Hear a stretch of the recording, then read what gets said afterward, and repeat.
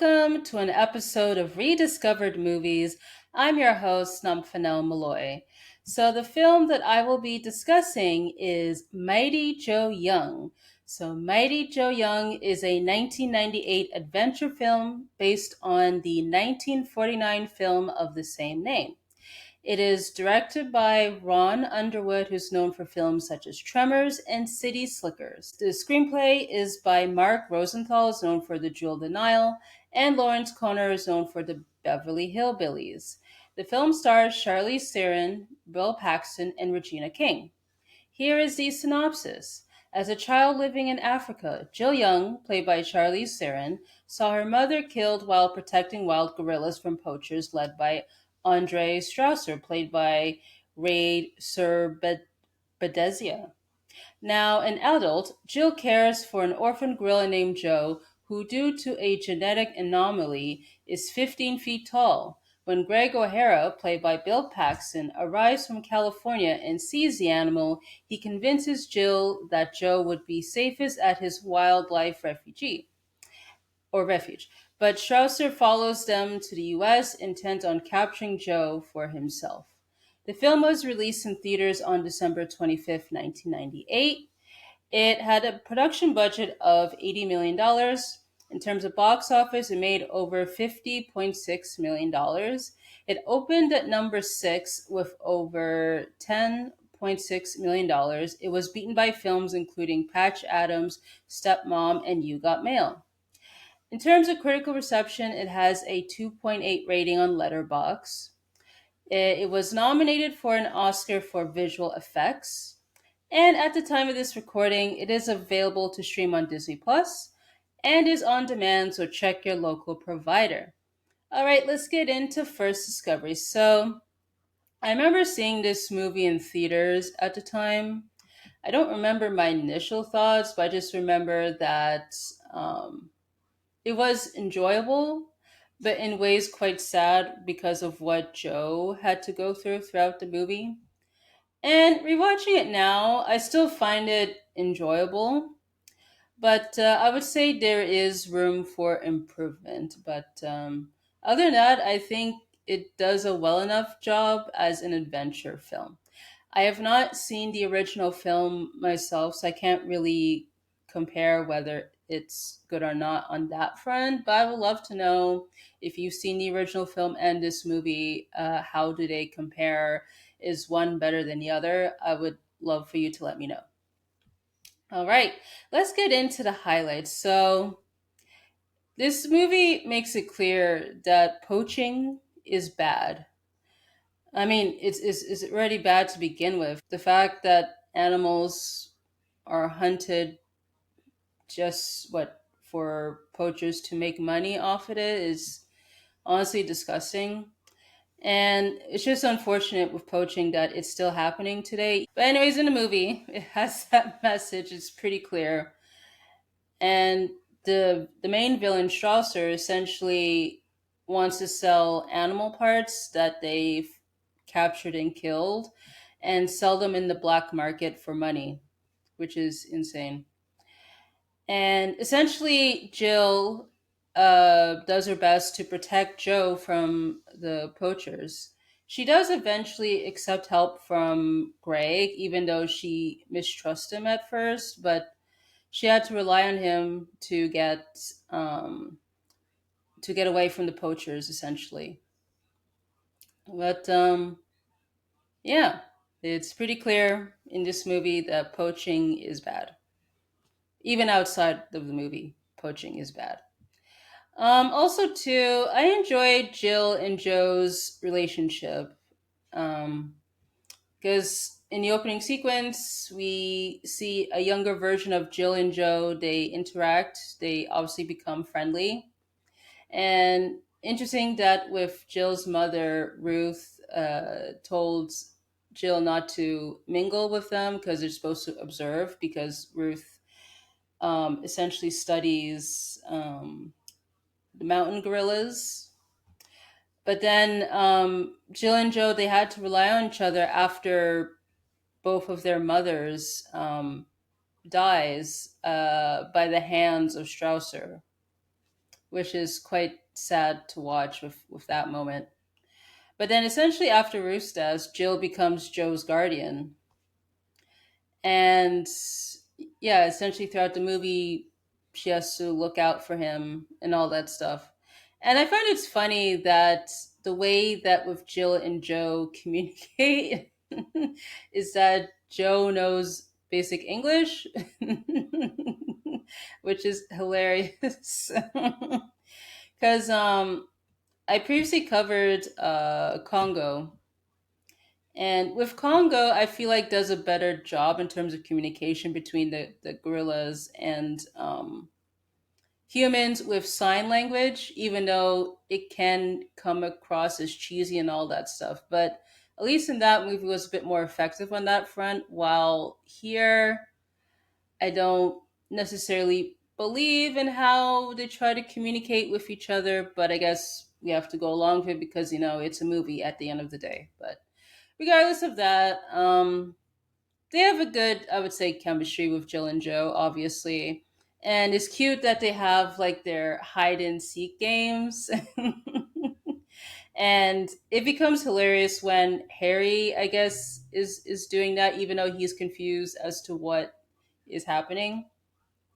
But but yeah, I would say they work together as a pairing. I would say in a way their pairing is more believable than in the Congo movie with Peter and Amy, because at times that relationship can get a bit weird.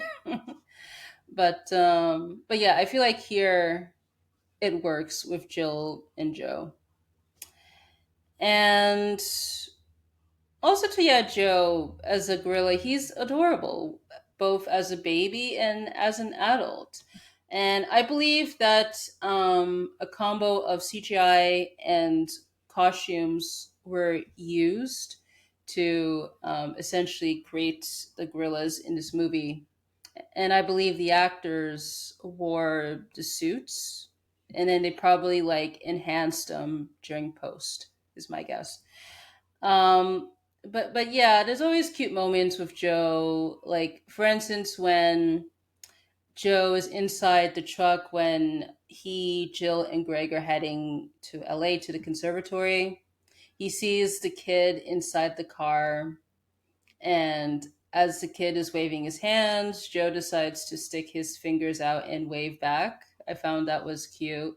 And always, every time when we see the close-ups of Joe, is quite adorable. It shows that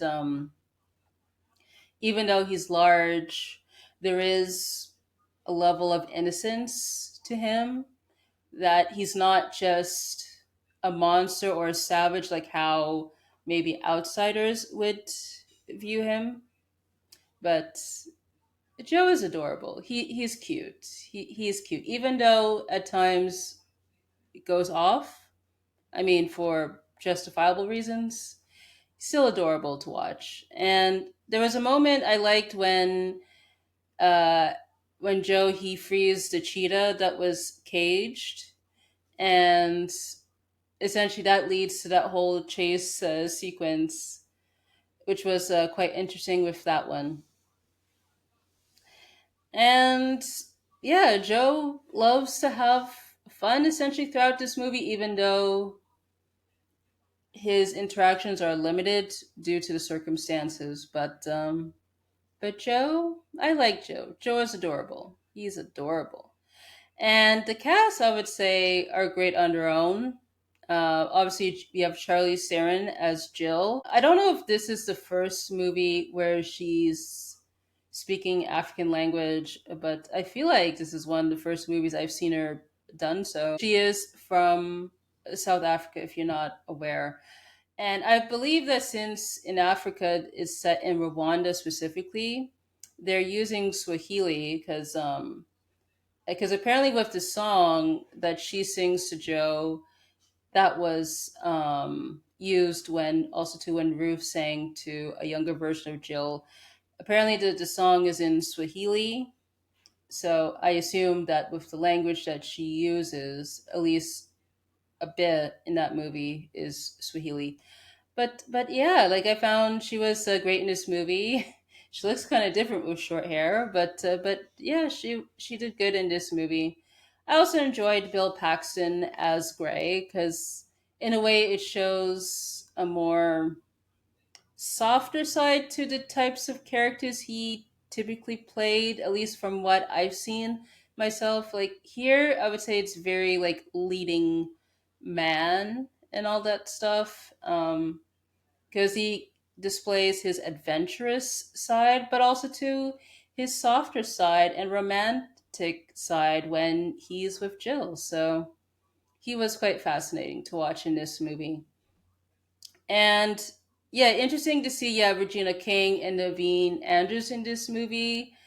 Yeah, both did great in this. And our bad guy, our villain, Ray Sir Bezia Strausser. I mean, that actor, from what I see, he always likes to play the bad guy. I mean, except for Mission Impossible 2, but really outside of from what I've seen, always likes to play the bad guy. But always has fun while playing those roles, I imagine. I imagine this one is no exception. Also, as another highlight in terms of scenes, that whole final fight, not final fight, the whole final act sequence when Joe is like running around Hollywood essentially. I found that was quite fascinating. In a way, it reminded me of King Kong with those movies. I'm sure any of the versions of King Kong, they're quite similar with that. But it reminded me of that, where in terms of he's running around the city in ways causing chaos. But here, though, like I guess he didn't intend to, but it's just with the chaoticness with the noise and the people around is why he acts up essentially instead of just being savage. Because typically with stuff like this, the gorilla would be very, or the animal would be very savage esque. But at least Joe shows that he's scared, obviously, because with the heat being on him. Because we saw that when he's at the top of the Hollywood sign.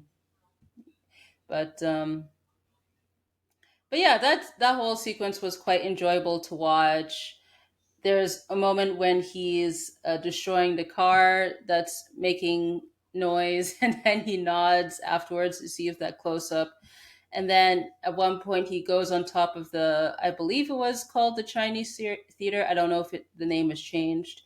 And then essentially he beats his chest. Interesting. And it's funny too when you see with the crowd, some people are like, most are scared, while others are kind of just cheering it on. And one of the people that was not cheering this on was this guy inside the car. Because at first, like when he sees people running around, he kind of dismisses it. But then once he sees Joe, he gets scared and cries. So that was hilarious. And also, too, when Joe rescues the kid that's trapped at the Ferris wheel, I found that was quite heroic for the character. And luckily, the police did not shoot him on sight because I feel like in situations like this, they would probably would do that because they think that the animal would attack the child and all that stuff. But yeah, that didn't happen. But yeah, we almost lost Joe after he rescued the kid. We almost lost him. But luckily, when we see that close up of Joe's fingers touching Jill's face, that was a moment. That was a moment. Heartbreaking. That was one of those heartwarming moments of relief, essentially. So thank God. And lastly, I thought it was funny when Jill is at the place that she's living at in LA. We see a commercial on the TV that shows a spray paint can be used to cover bald spots. That's hilarious. That's hilarious because that looks like just regular spray paint that you would use on the walls or something, but that's used for the head. Now imagine like there are like sprays, hairsprays that does that. But here in this movie, it's just hilarious because it just looks like regular spray paint. All right. In terms of lowlights, I just wondered though, because this movie was for kids. I wondered though, like, is this movie quite intense for kids? Now, I don't remember my initial thoughts of this movie because I was a kid when I first saw this, and I imagine at times it got intense with that. But but yeah, even though it's PG, like I think the themes and some of like the action moments when Joe and is intense, I feel like it could be a bit much for kids out there. Maybe it could have been toned down on that front. Also too, I wondered what was the point of Jill and Joe going back to Rwanda at the end, because essentially Jill and Joe, they had to leave Rwanda because of poachers. And then they go when they're in LA. Of course, when Strausser and his henchmen arrives, they cause trouble with the noisemaker that the henchman uses to startle Joe, and which agitates Joe twice. We see two moments of that, and then that creates a situation of itself when I guess authorities want Joe to be put down, essentially, which prompts Jill to escape, essentially. But then, unfortunately, you know, they run into Strausser. It's revealed that yes, that he's a poacher. I mean, the audience knew, but eventually the Jill recognizes that. But it's too late at that point. But but yeah. Anyways, after all that, they go back to Rwanda. They open the wildlife park, which is nice under Joe's name. But then you wondered, what's the point of going back to Rwanda, because there are other poachers out there. I mean, unless if let's say they hired security for their wildlife park, maybe they could be fine, maybe. But other than that, just wonder why go back? Because it's kind of like with that movie. I'm blanking the name of it. It was with Mila Kunis. It was directed by the Wachowski brothers. Jupiter Ascending, where Mila's character is she's a cleaner essentially, and then finds out that she's royal, part of royalty, and all that stuff. And then after the events of the movie, she goes back to doing cleaning, which is weird. So it kind of reminded me of that, like with this movie. Because I mean, unless with this movie, if they have security put in place so that the animals are protected, I just don't get why go back to Rwanda when they could have just stayed there in the first place to defend themselves somehow. Or maybe because if that were to happen, it would have been a bit too much. Kind of like in that movie Gorillas in the Mist, which is based off a true story. Because if you've seen that movie and know the real life backstory, like that is tragic. What happens to the person that was protecting the gorillas and all that stuff. But yeah, I mean that's my whole speech on that aspect of the movie. Um, I also wondered that when Joe got agitated twice by Strausser's henchmen, no one realized this. I guess what, because they're off doing whatever in the background, too busy to notice. But I found that was weird because essentially it got dismissed, and I guess they mistook it for Joe having an episode, even though we saw that when he arrived, he was fine. So I don't know, but luckily Greg realized it when one of the workers finds the noisemaker in the box, which I don't know why Strausser and his henchman would leave it behind, but I guess it was not needed. I don't know. I don't know, but but yeah, I just thought that was a bit weird. But I guess it's movies, so why not? And lastly, I wondered why Greg was collecting blood samples from animals. Because it seems like from his job, is he's described to be a wildlife refuge director at an animal conservatory. So I imagine, I don't know, he either finds animals, places them there, or does research and all that stuff. So I just wonder what the blood was for. Because it's not like he's working for a private company that wants samples from animals to develop stuff for humans. But I don't know. I'm assuming research purposes. It was a bit unclear. And also, too, yeah, just remember this. With Jill, I just wondered what is her title, because clearly she's protecting Joe, I guess, as a guardian, so to speak. But I'm just wondering, is she doing the same thing that her mom did in regards to studying gorillas? I mean, we don't really see that. So, because when we first see her as an adult, she's essentially there with Joe. So, I don't know. I don't know. All right, let's get into trivia. So, here's some select fun facts that I found.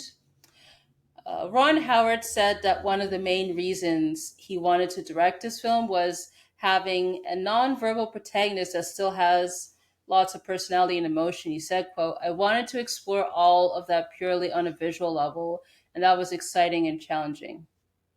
Interesting, interesting. Because I think it's fine, yeah, for Joe to be nonverbal. But again, I question how Joe and Jill are able to communicate effectively. For me, that aspect just didn't land well. Also, too, Mark Rosenthal and Lawrence Connor had 4 weeks to write the script since, quote, there was some urgency about getting the film out. In the end, the final film doesn't have many changes from the first draft. Some changes include making Jill older and trimming down the sequence of Joe crossing the freeway since filming the scripted version would have been too expensive. Okay. Also, too, adding Ray Serbedzia as Strausser as the main villain is the most noticeable difference from the original film, which lacked an antagonist, was part of Underwood's endeavor to make the story contemporary and help keep the action going. Rosenthal said Strausser's inclusion came from needing to fill a plot hole explaining Joe's escape into the city after removing the original film's nightclub element as 90s audiences wouldn't accept or allow it. Including a villain also served as something structural to replace the 1949 film's outdated kitschy moments and explore the plights of gorillas. Having Joe brought to America to get placed in an animal conservancy or conservatory instead of becoming a nightclub act was another change to keep in line with societal changes and make the film more accessible. Now, I have not seen the original film, so I can't comment on that, but I think from what I could see with this film, I found those changes were fine. They were fine, and yeah, the actor playing Strausser, he did well too, even though it's one of many roles he loves to play in regards to villains. And also, too, apparently since Gorillas in the Mist, Rick Baker stated that he wouldn't do any more projects that involved creating animatronic apes. Baker had to break that statement when he did Baby's Day Out, which featured a gorilla scene. After that, Baker restated he would not do any more ape projects, but when he got called to work on this movie, Baker's love for the original film changed his mind. He also saw it as a chance for redemption for King Kong, since he designed the King Kong suit and portrayed Kong himself. This movie was the last for which Baker created an animatronic gorilla suit. He later added Planet of the Apes starring Mark Wahlberg to his ape-centric resume. Interesting, interesting. And lastly, on July 2nd, 1997, during filming in the San Fernando Valley, director of photography Donald Petterman and camera operator Ray de la Motte were injured after the Panther Pegasus camera crane on which they were riding snapped, causing them to fall 25 feet to the ground. Peterman suffered a broken leg, broken ribs, and minor head injuries, and De La Monte received minor chest and back injuries. production was halted for 2 days, and Peterman was replaced by Oliver Wood. In 2000, Peterman sued Panther as well as shot maker company, the crane supplier, and won a $5 million settlement. Okay. All right, and lastly, should this movie be rediscovered? And I say yes, even though it has flaws. I would say it's enjoyable as an adventure film. Sure, like there could have been improvements here and there, but I would say it does the job in terms of being entertaining and all that stuff. All right, so that pretty much concludes this episode of the podcast. You can find me on Instagram, X, Blue Sky, YouTube, and Linktree at Nomfanelo. You can find the podcast on Instagram, X, Blue Sky, YouTube, and Linktree at RD Movies Pod. Visit buymeacoffee.com/rdmoviespod to support via donation and view exclusive posts. You could join the Rediscovered Movies Hub, which is our community group on the official Wix website, which is rdmoviespod.wixsite.com/official, where you can interact with others, share thoughts on the podcast, and more. On Spotify, you can answer the feature poll, leave a comment, and rate the podcast. On Apple Podcasts, Good Pods, and Podchaser, you can leave a review, rate the podcast. And you could submit questions, comments, or suggestions by email, which is rediscoveredmovies@gmail.com, or you can fill out the contact form on our link tree to be featured on a Q&A episode, which will air after the end of the season. All right, I want to say thank you so much for tuning in, and I hope to catch you on the next one.